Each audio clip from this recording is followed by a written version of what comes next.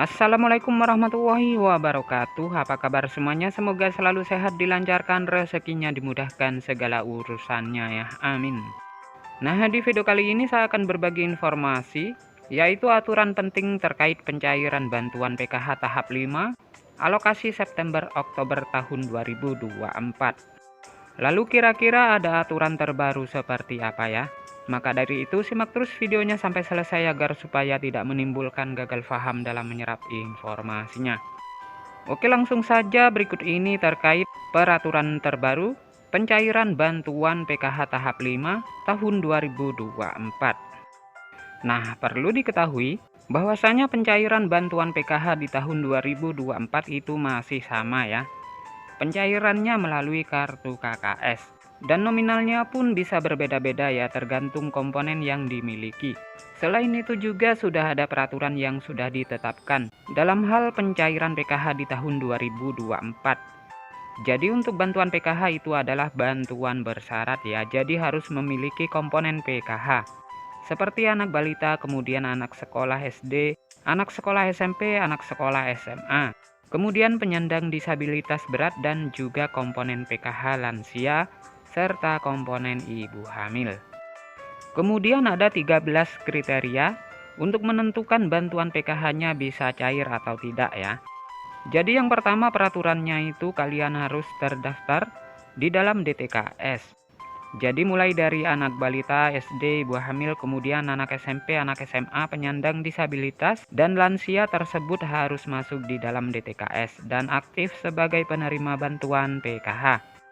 Kemudian yang kedua, di dalam keluarga maksimal hanya 4 komponen saja yang bisa masuk ke dalam pencairan bantuan PKH.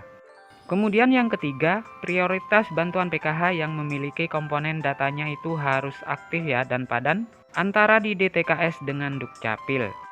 Kemudian peraturan yang kelima, jika kalian terdaftar sebagai penerima bantuan PKH anak sekolah, baik itu SD, SMP maupun SMA, datanya harus terdaftar di aplikasi Dapodik sekolah masing-masing dan datanya padan dengan DTKS, jadi tidak boleh ada perbedaan. Selanjutnya yang keenam untuk komponen PKH balita.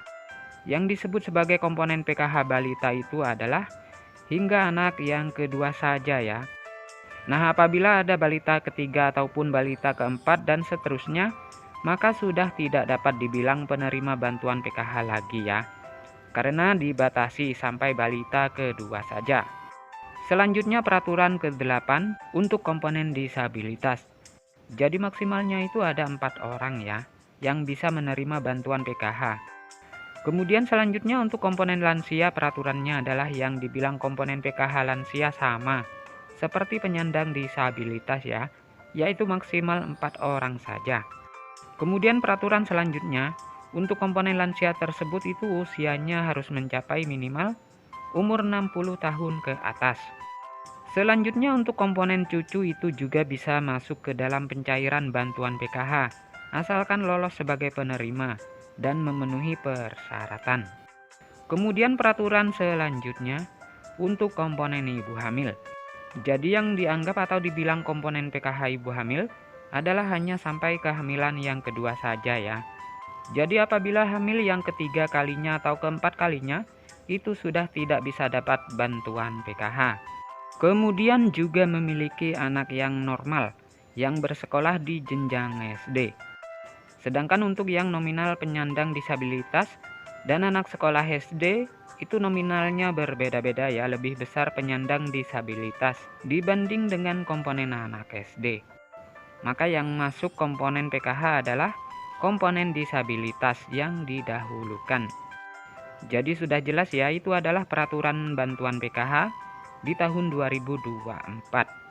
Sementara untuk jadwal pencairannya, jika tidak ada perubahan akan dicairkan di antara bulan Oktober tahun 2024. Sementara untuk waktu tanggal pastinya kita tunggu informasi selanjutnya. Nah, sekian dulu. Assalamualaikum warahmatullahi wabarakatuh.